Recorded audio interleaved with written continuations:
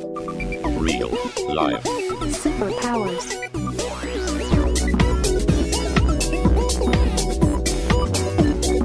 Up in the sky, it's a bird. It's a plane! Gentlemen, we can rebuild him. We have the technology. It's alive! Real life. Superpowers. We are here with Micha Berkuz, founder and CEO of Gifted, a SaaS for e-gifting solutions. Micha, what's up? Hey, how's it going? Good. What are you up to these days? Visiting the Holy Land, trying to work with my team before kind of a product relaunch that we're doing in the US and trying to figure out the next steps. But, visiting family, seeing some friends here. How long have you been in the US? I've been in San Francisco for the past 2.5 years. And how did that evolve? What did you fly over for?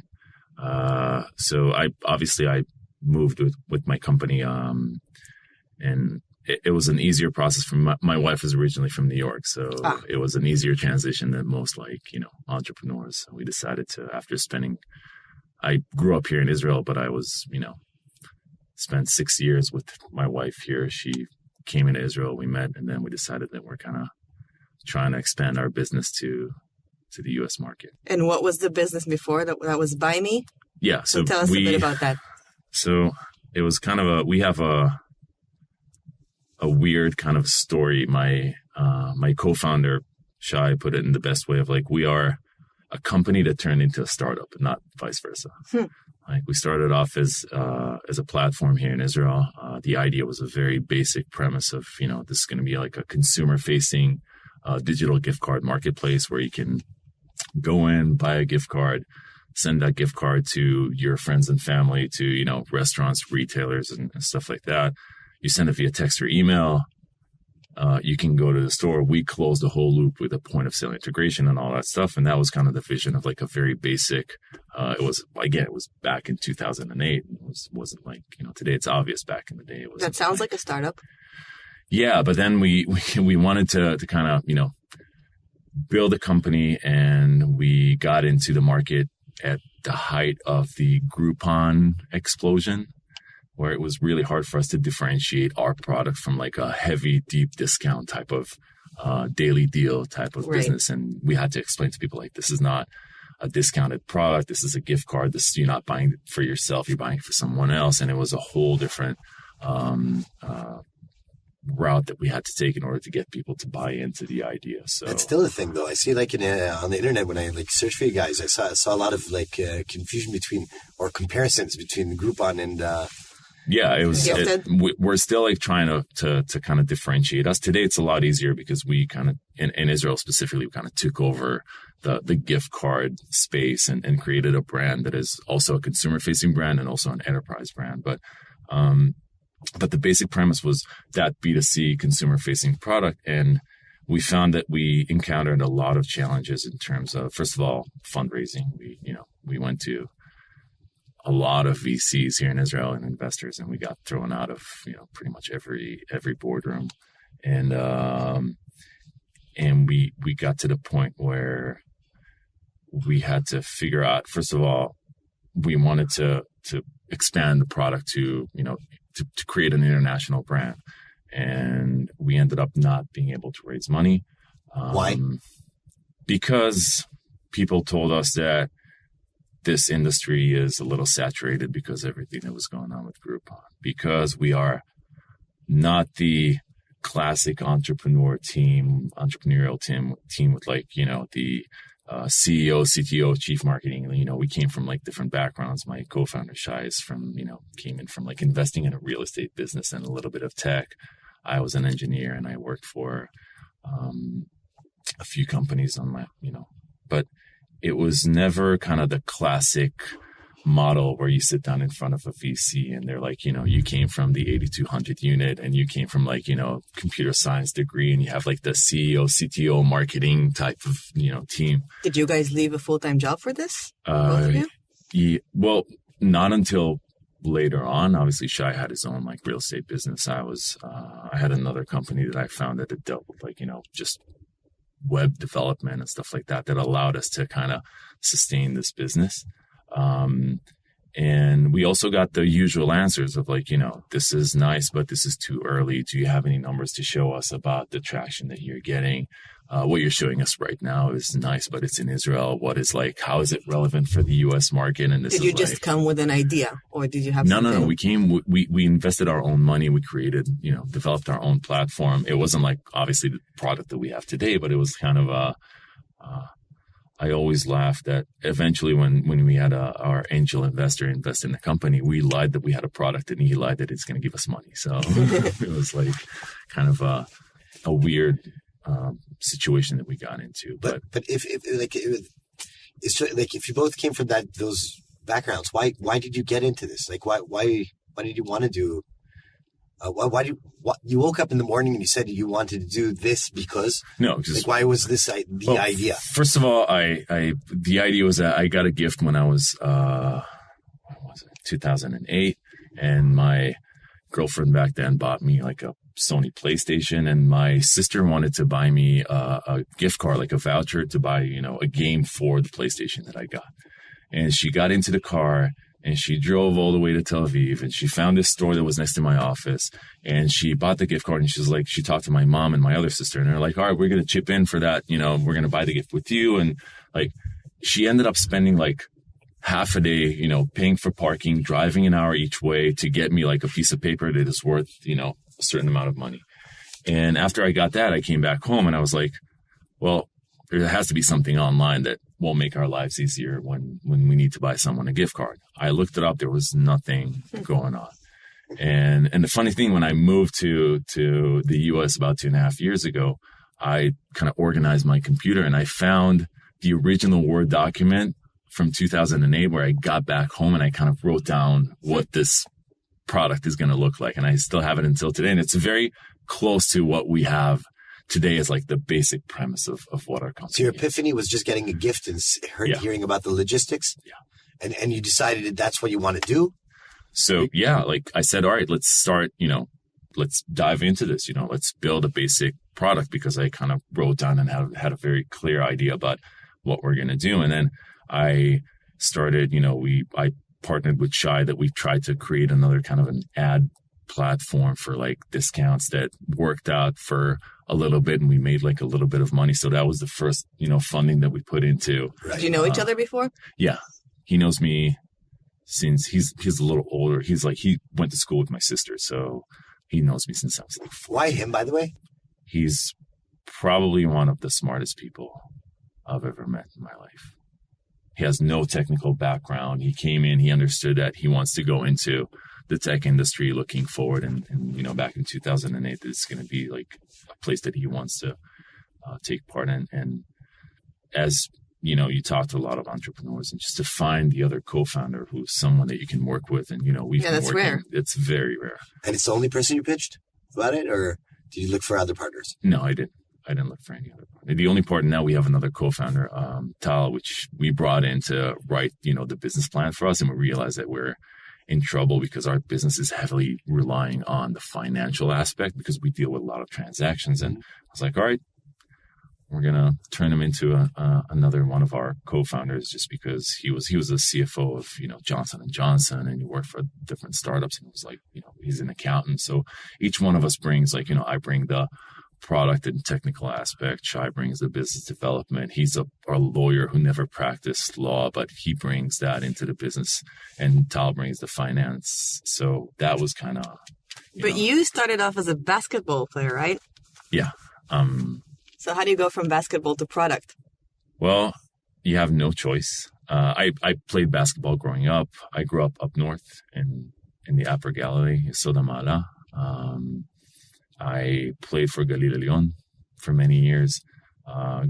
Went from like the junior team all the way to the professional team. Played for David Blatt for a couple of years. And then I was an athlete in the Army. I don't know, how do you call it in English? Athlete in the Army works. Yeah, it works. And at the age of 20, almost 21, I went to an exam, and the doctor told me that I have a heart condition that is not going to affect my day-to-day life, but I cannot play professional basketball anymore. Wow. That's got to be a crisis. Yeah. So that was obviously, you do it from, the age of 6 years old, you grow up, basketball is a huge And that part was of the your dream? life. Like to be a basketball player, a professional, That time, the career? that was my career. Maybe a little bit lucky that it's 21 and not, Yeah. 26. It gives you an early run for that. Exactly. So I was, luckily for me, my part of the Army service that I had was in the IDF spokesperson's unit, and I was part of the team that built the first website for the IDF. So we were like, back in the day, like we were writing like, the basic HTML code, putting it on floppy disks and sending it with a driver all the way to Ramat Gan to update the website. That was like the way things worked. And I was working as I learned how to, code, and I learned how to program. And luckily for me, one of my, in our unit, after I finished playing basketball, I had a guy who later on became one of my best friends. He took me, he was a reserve soldier, and he took me to work at his company. To kind of become an engineer and work with him back in 2000. Nice. I'm going to pitch you a theory. We've been talking to a lot of entrepreneurs. Okay. Some of them have professional athletes. Okay. Now we find that these Quite a few, actually. Yeah, these first of all, it's a thing that's it's like 1 to 4 people we've been talking to, which is so there's a correlation. Yeah. Extremely it's highlighted. But the second thing is the theory that I'm trying to build right now is that there's something about, I don't know, maybe it's dedication, discipline, I think. Discipline, mindset, Going over winning hurdles. attitude. I'm trying to pinpoint where it is, but there's something about these professional athletes that go into high tech where they feel a lot more comfortable than going to work in big corporations. And what's your insight? Well, first of all, I was a terrible student. Like, I didn't get through high school growing up. Like, I found that it was boring. I didn't understand why I had to do the work that I needed to do. I was sitting in front of my computer all night, just learning how to code and just getting, not getting sleep and sleeping in school because I was working at night. But I think, and I was playing basketball, but I think that there's a competitive part of sports brings a lot of, I think, really, really good values into and methodologies into your life. From like what? From working hard, from practice is obviously a huge part of not specifically the competitions are, you play the game's 40 minutes, you work out the whole week before that to get ready for the game next week. And I also think that there is a certain level of discipline that comes in with that, which obviously I found it in sport. I couldn't find it in school. It's a different type of discipline. Maybe also failure that you have to deal with and keep going. Yeah. But that's kind of, so in school, you didn't mind, because you're obviously a smart person, right? So you didn't mind failing in school, but you did mind not failing in sports. It's like, why is it in one place? I think that my theory is that you cannot force someone to do something they don't like for a long time. I use that theory with my team members, and I think that if you take a person that doesn't like his job or his work, they'll be able to do it. They won't be able to do it well for a long period of time. And each one has its own, right now I'm not playing basketball anymore. I have serious back problems and I can't play basketball. So I found my sports right now is ping pong. Okay. That's my thing. I really love it. I found this is my little escape that I have from my day-to-day life where, I'm trying to, find a way to get that out of my system. But I don't think the problem today is that a lot of times the system tried to force you to do it. And I'm, you have to, some things you have to study, some things you have to work hard in order to get to a different place. But each person has its own personality and its own mental structure to allow him to deal with a different set of... And the system doesn't see the individual at all. Exactly. So for me, I went from working in those companies. I worked for a Checkpoint for a couple of years, which is was an amazing experience, try to work for like a corporate America type of company here in Israel, which was, they brought in completely different standards back in 2005, when nobody knew what, performance reviews were and methodology to work and run a company with, 2,000 employees in a US standard. So that was a great experience. But then I realized that, if I look up and I see the people above me in upper management, I felt like I was going to get stuck. So that's kind of pushed me out of that space of being, working for someone else and trying to become an entrepreneur and do something of my own. And then once you decide that you do that, for me, it was, as soon as I did that, I became unemployable. Because of what? Just because get the control over your life, which is not always like, it was way harder to, of course, become an entrepreneur and build your own company, but it is a certain level of a different type of freedom that I got from it, which is, for me personally, something that is way better than just... I think that's the point. Like, I think what happens to professional athletes, successful professional athletes, is because you're not born good. You can be better at basketball than anybody else, but you're not born great at basketball. So you start playing, and then you get positive feedback, and then you practice more, and you get better, and you get better, and you get better. Once you already played in the professional league, so you were successful. And what that means is, at the end of the day, and this is my theory, you start to believe in yourself, which is confidence, which is really important. And then leaving a place like Checkpoint, because there's two types of people. Maybe I'm right, maybe I'm wrong, but there's those people who said, wow, this is like one of the only companies in Israel that I can get that amount of responsibility, work in U.S. standard. That's one state of mind. I want to work here as much as possible and, go at higher ranks. And then there's the person who already succeeded once in his life to get to the point that he wanted to. And he said, okay, I understand what management looks like. I can do this, myself. Of course, but also like, I wasn't, it was really early in my career. So I wasn't like, I wasn't the most, to be honest, I was a great basketball player, but they were, I was really early on in my career, and I had, there were the big guns playing basketball in Israel, Gul Shelef, Fodet Katash. You had like these like mega talents who were really successful. And a lot of times you deal with those failures of trying to build your career, and you're not always as successful as you want it to be. And you learn from it. And you get destroyed by your coach who tells you that you have to get your shit together. And I remember sitting with David Blatt and my dad after a certain, we had kind of a breakdown, and he sat in front of me and was like, listen, I understand what you're doing. This is, you're part of this team, but you got to understand this is our livelihood. This is what we make. Like, if you don't take this seriously, you're hurting my personal, the food that I put on the table.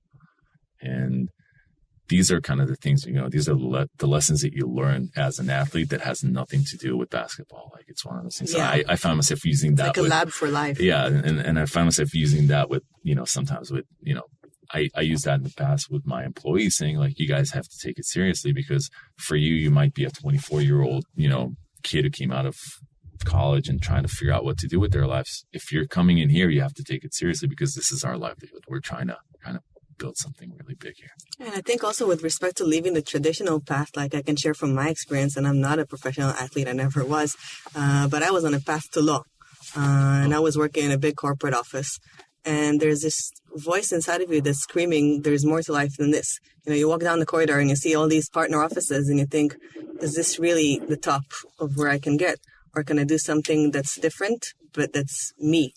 Yeah, but you're a good example as well. So you weren't a professional athlete, but you do have a history of doing things that were successful before. And so it's I'm saying there's a set of confidence. Like when you have enough confidence, you're not very scared of making a change or trying to get it, or not scared of failure. Which I think is maybe about gaining experience and doing a lot of different things, because then you sort of know that you have this tool set, that you're going to be okay. And I heard the sentence yesterday, actually, that says, if failure isn't an option, then success isn't either. So you have to know that it's okay if it's not going to work out. You'll just recalculate and you'll get back on track. I hear you. Okay, so you left Checkpoint. And you had this tool set of things that you saw how an American organization what they apply. Yeah. And also, like, we started, so I go back to, so the company started with a very basic premise of, this kind of B2C consumer facing product for gifting. And then we started, the only person who kind of saw what we came up with was Yoav Ben Yakar, who's the CEO of Teleklal. It was like a company, they had a holding company and they were doing like these small investments. I'm talking about like, $120,000, like nothing big. And I got thrown out from pretty much every VC in the city, telling me that, this is not.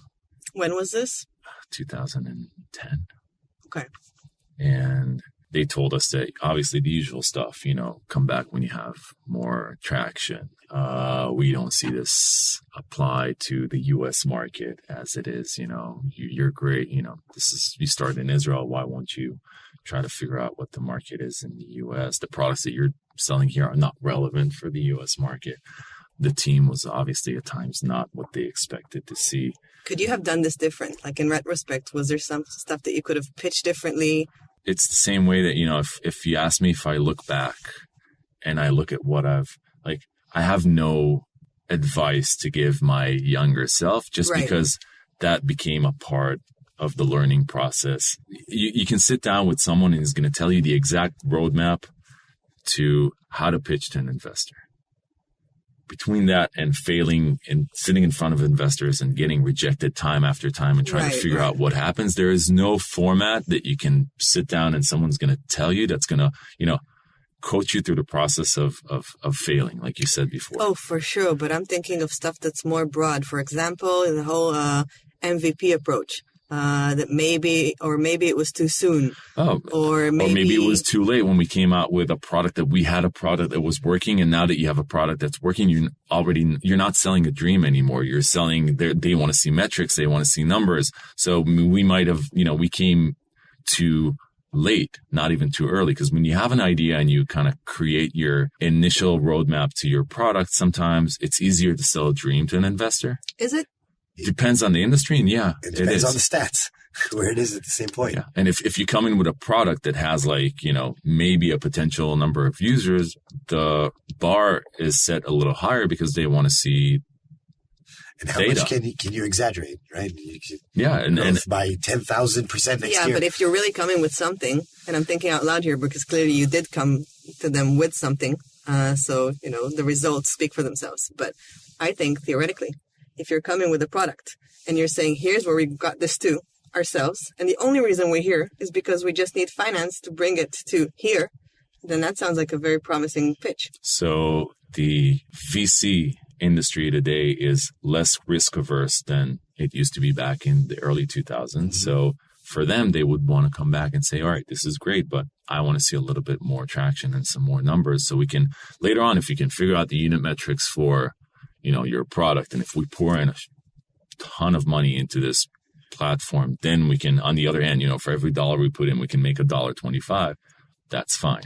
But when you're not at that point, it's a lot easier to sell the dream than it is to sell a platform that you're already invested in. And like I said, we came in with a product that was half baked. It wasn't like what it is today. Did you need money or were you just looking for investment? No, we needed money. So we that's also a point. We needed to hire engineers. We needed to create a team. We needed to start moving, and it was miserable. And I'm talking about because we had a business in the beginning for the consumer facing, we had kind of a marketplace. So we needed the merchants and suppliers to have the content on our platform, and we needed the people to buy gift cards to create the demand so we can come in and bring those merchants on. So it was like a catch-22 where we had to figure out how to, get both ends to take part. And what happened was that forced us to start working with our product and try to pivot towards the directions, not pivot, just expand our product to directions that will allow us to get the initial traction. So for example, after we got the initial investment, Yoav came in and put in, he was the only one who actually believed in us. And we realized that we started a partnership that didn't work out, and we had a partnership for, advertising and media that we poured people onto the website. And you have a very big problem when you're dealing with gifting, because I need to bring people to our website at the point where they need to buy a gift for someone else. So you have the intent matters. So in the intent, and you have you have a certain percentage of conversion that you get them to the website, and then you have another set of conversion if it's the right time for them to buy someone a gift. And what we've done is we started working with those merchants and allowing them to put our gifting solution on their websites, so we can kind of capitalize on their traffic to sell our gift cards. And that created kind of the initial traction where we started seeing, like, you know, people, I didn't have to worry about customer acquisition. I didn't have to worry about getting the traffic onto my branded website at the specific, for the consumer to find the perfect time to buy the gift for someone else. And when that happened, every person that bought a gift card through, let's say, you know, Fox or Castro or Mashbil or any one of the retailers in Israel, they all of a sudden became our client because they signed up to our platform. We have their information, and then now you can send them newsletters and be in touch with them. I can turn them into clients on our platform. So that's that a great was hack.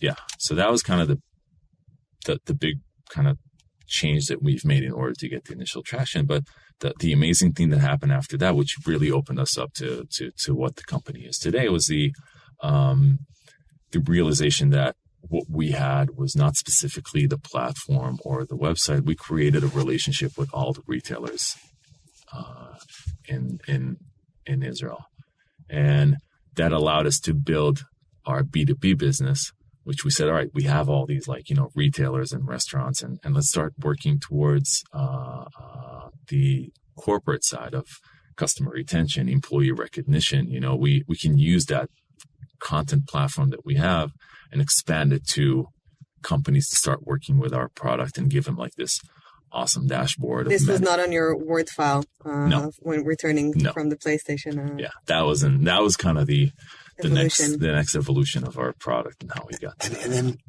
you transacted from brands in Israel to like US brands. Like, first of all, how big are we today? Like, how big is the company? Oh, when I left Israel about 2.5 years ago, we had a team of 13 people.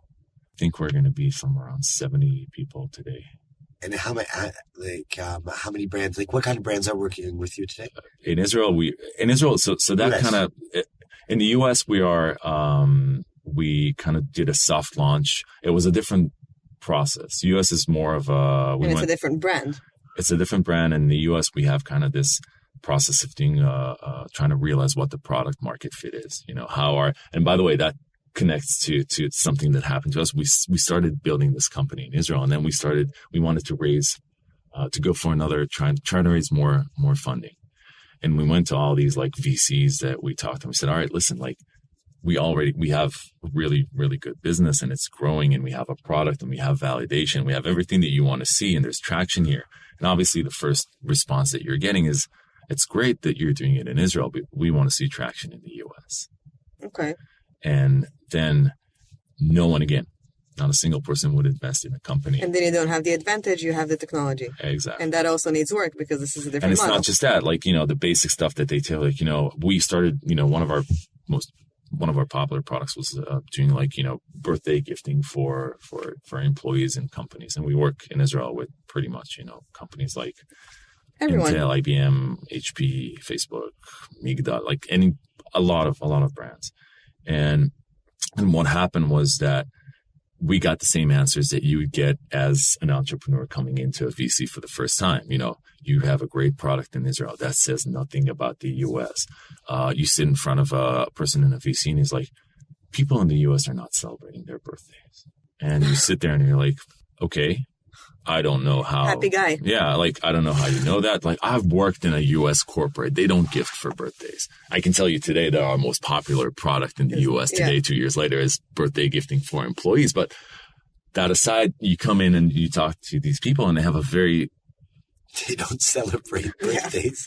So for us, it was like one of those, like, you know, you don't have an answer for that because you sit in front of a person that has but you can't reason with such people. That's not a good investor. It's like you said it with David Grinch. It's like, Exactly. But so for us, it was this another point of hitting a wall and kind of not being able to expand the company to the place that we believe that we can expand it. Luckily for us, what happened is that things in Israel really, really picked up and the company really grew.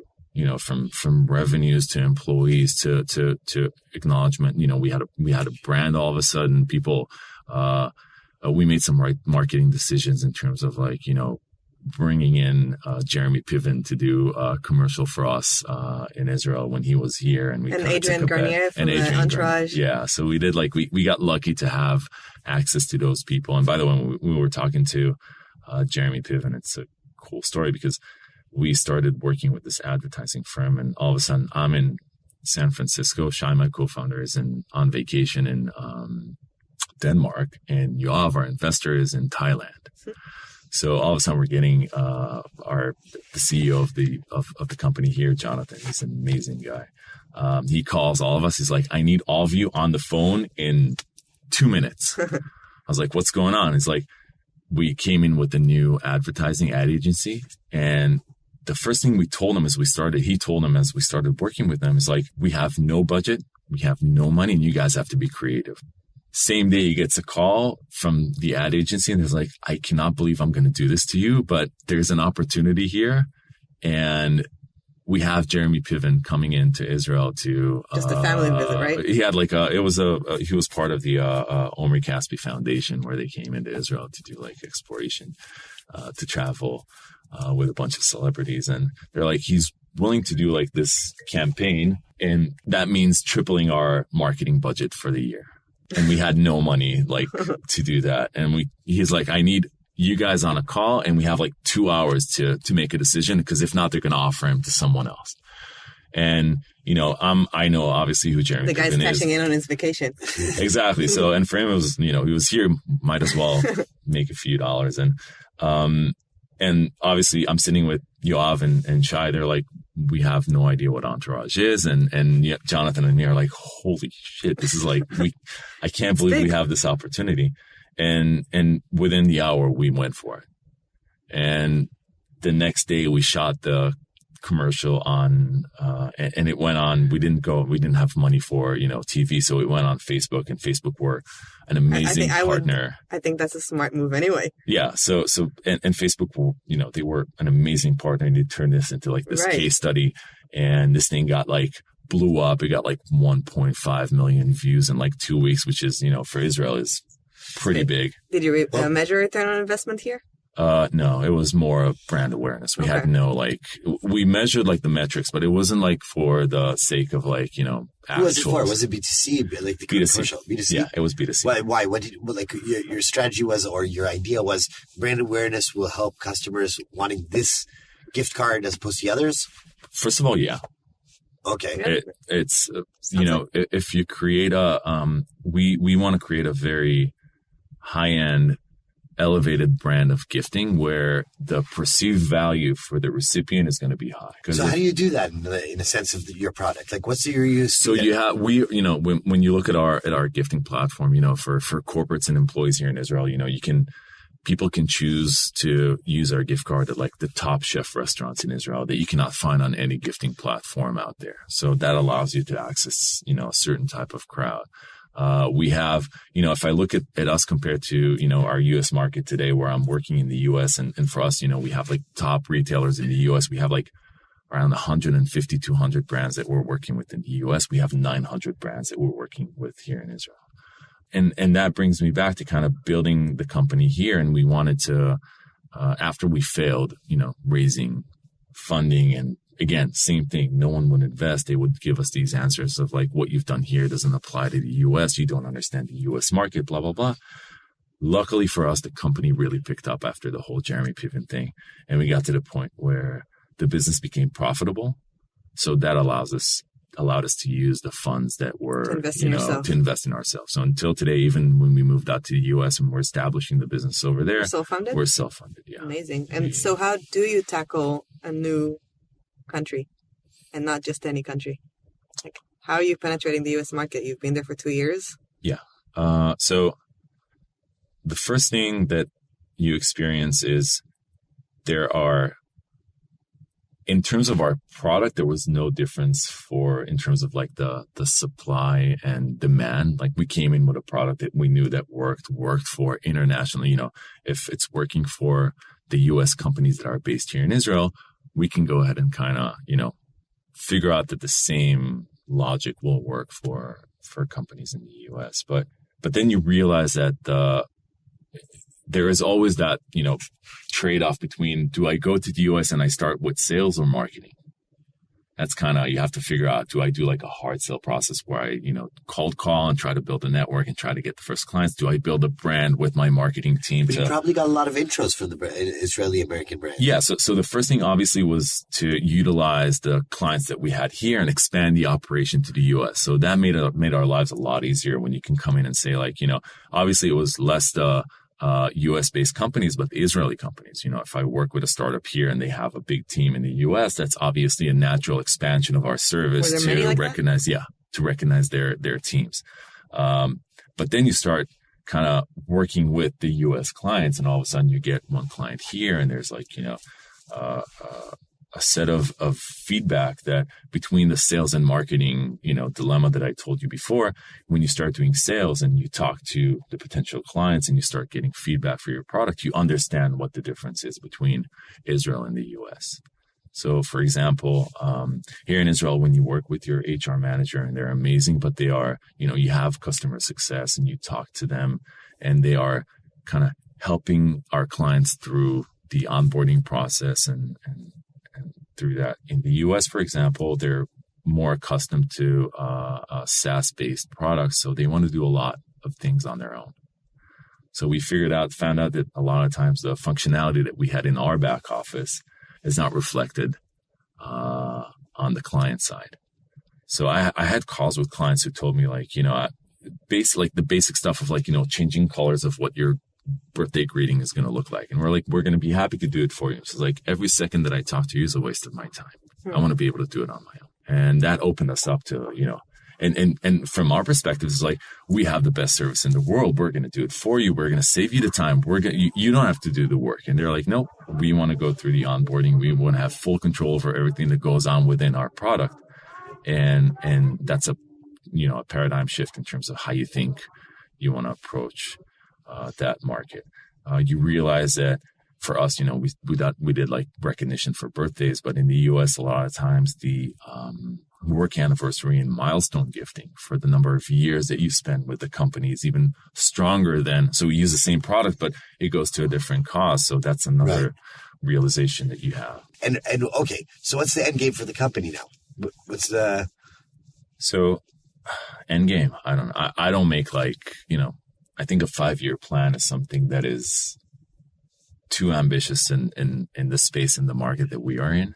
I think that things change so rapidly. And if you look, like, there's a slide that talks about, the biggest, the top 5 largest companies in the world back, 10 years ago and today, that. So, you talk about companies like, the oil companies and IBM and General Electric and all that stuff. And today, not too long after, Facebook, Google, Apple, like none of these companies are out there. So I can't project what's going to happen. Where do you want to be? Too far ahead.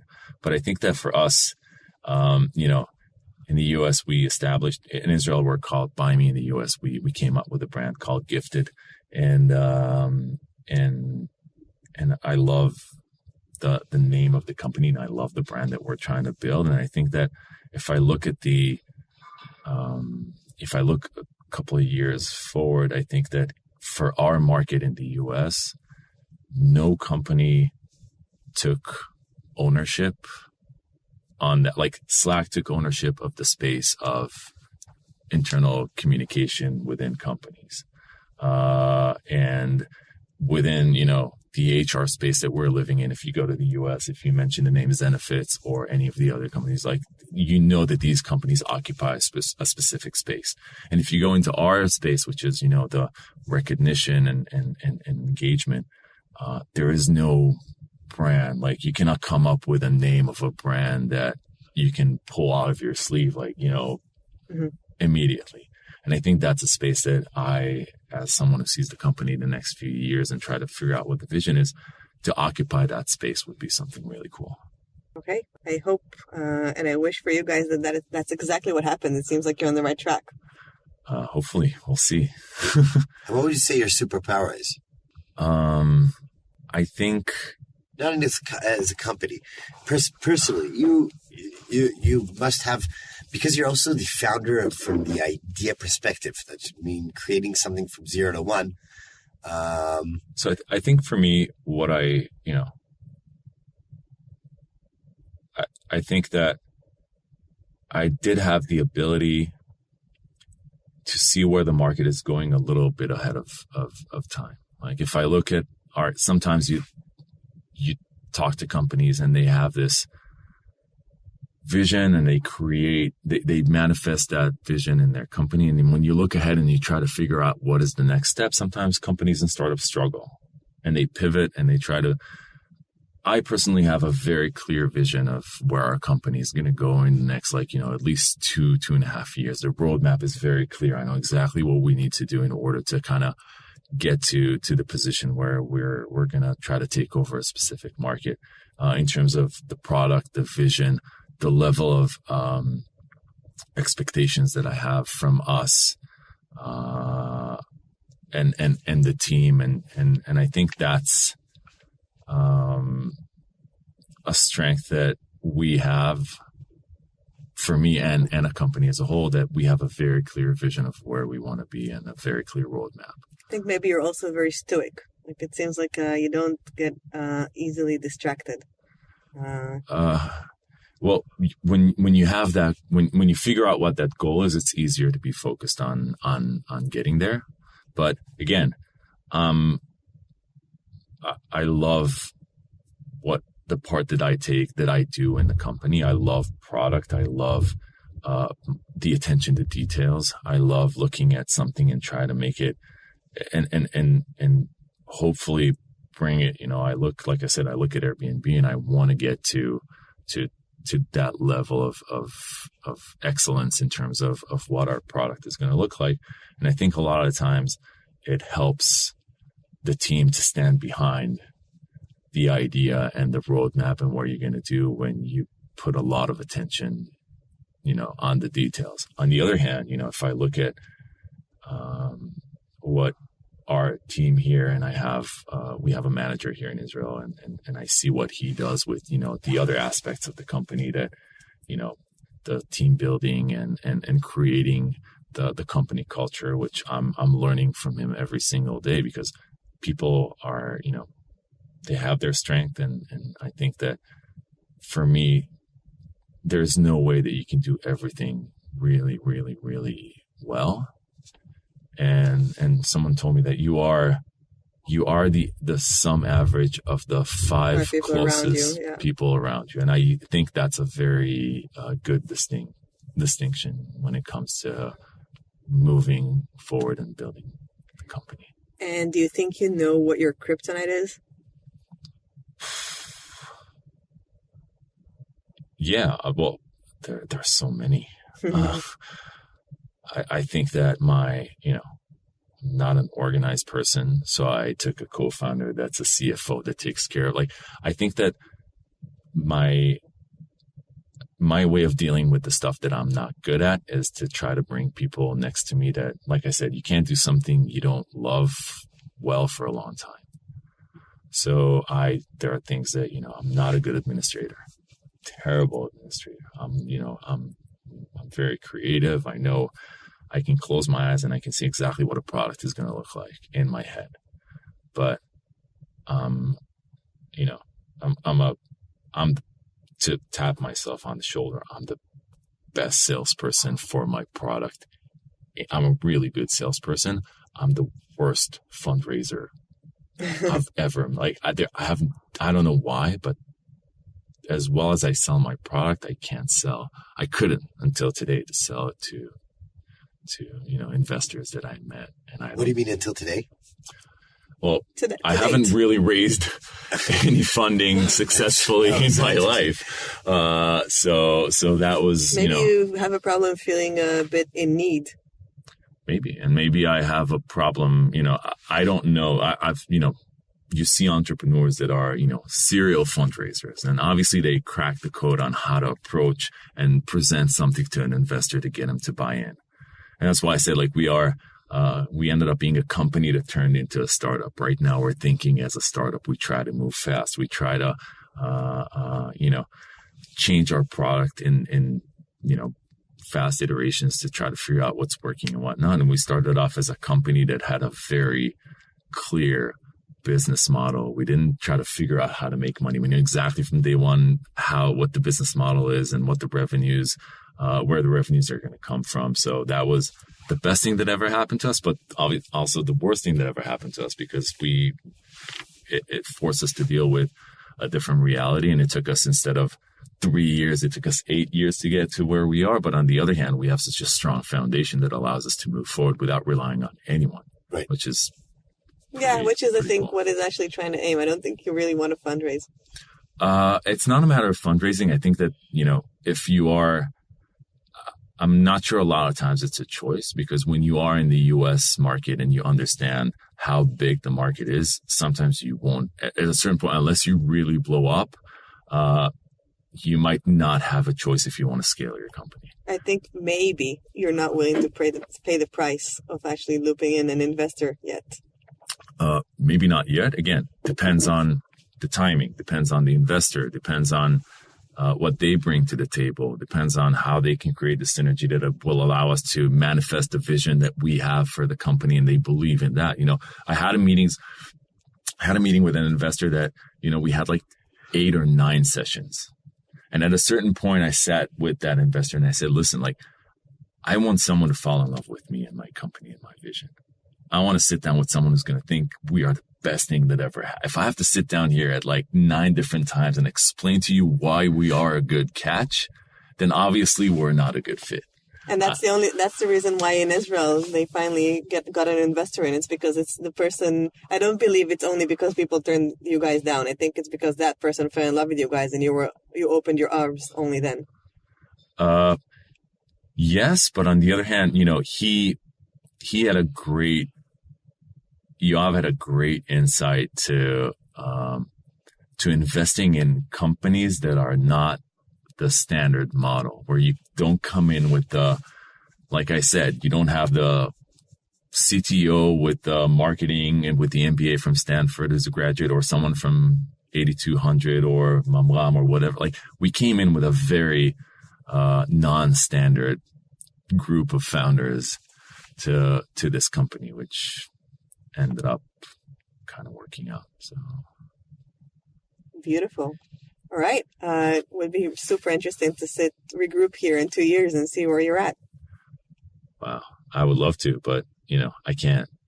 I have to focus on kind of figure out the relaunch of our product in the next 4 to 6 weeks. So I can't even look past the next, 24 to 48 hours. But in 2 years, we'll see what happens. It's okay. Not going to get you to sign anything. Yeah, exactly. You're saying it would be Don't put that pressure on me. So, I'm sorry. So thank you very much. There's a few notes that, you said that I'm going to go over them so you can assure me that I'm correct. So what is, when you're going to a different market, benchmark the other products. Knowing what the standard of other products also helps you, know if you have a chance in the market. But more importantly, there's insights in those products that if you don't implement, you won't have a chance in those markets. And they're also, and the most important thing, not specifically the products that are direct competition to what you do. Right. Because that allows you to kind of, there are industries which are really traditional where the standard of the product is not high. But if you take best practices from what other people do in different spaces, you can bring that and kind of differentiate yourself from for the specific industry that you are in, that are not that attentive, and that the attention to details is not there. So okay, and you also talked about you can't do everything well, so you solved it by bringing other entrepreneurs on board. But it's also you're strengthening your strength. So once you focused on that, you're actually doing what you love, which is what you talked about before. So yeah, it's good advice. And clarity. You talked about clarity, knowing what the end game is. I think one of your superpowers, by the way, sorry, objectively, is you're very coherent and clear about pathway. What that helps is helping your employers or employees or anybody who's around you having a very clear path of how to get there. And, there's that saying, that if you can imagine it, there's a better chance you can get it.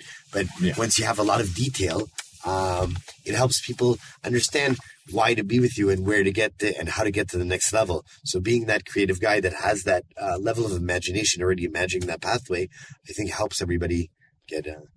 Yeah, and first of all, thank you for the kind words, but I think that it's also a part of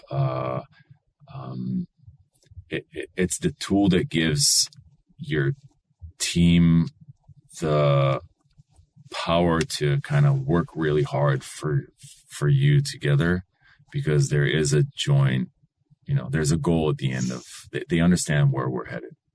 And I met one of my friends who works at a very, very, successful startup, and he started looking for a job because he saw that the founders kind of couldn't realize where the company was going.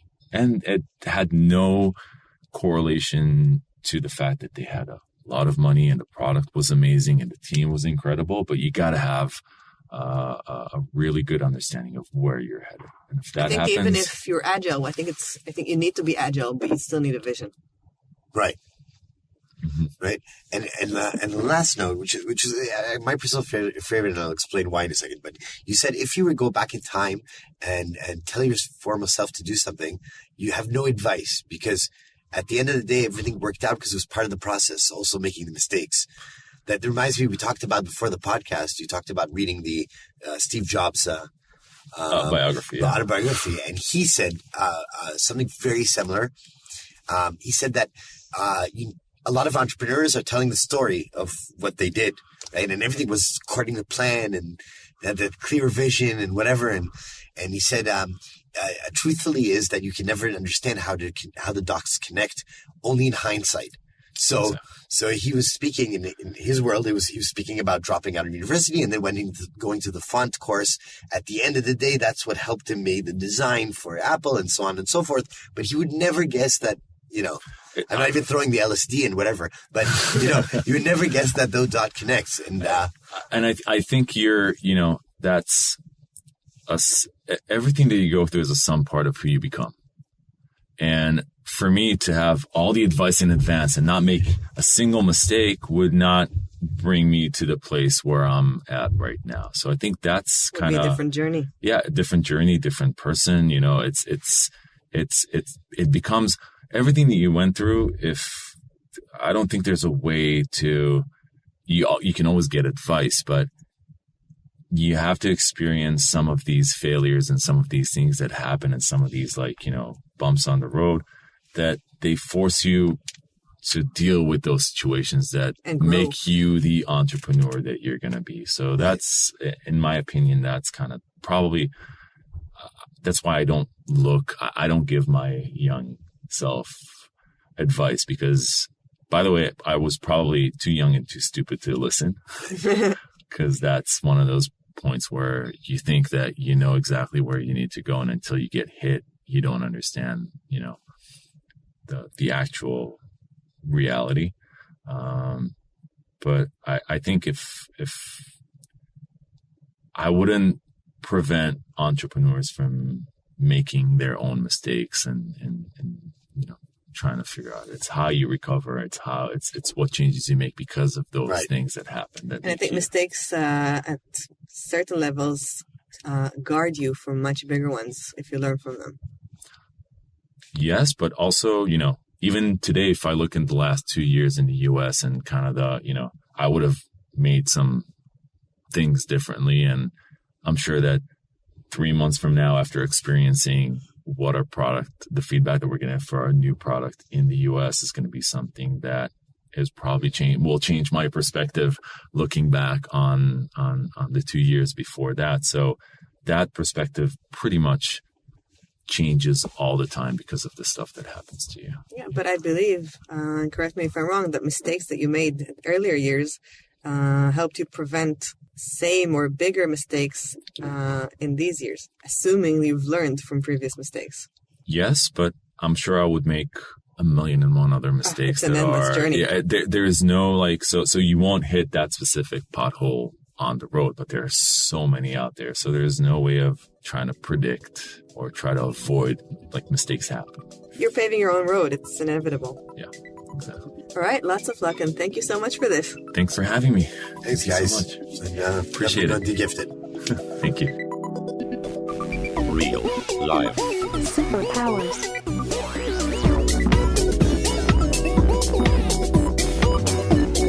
Up in the sky, it's a bird. Gentlemen, we can rebuild him. We have the technology. It's alive! Real life. Superpowers.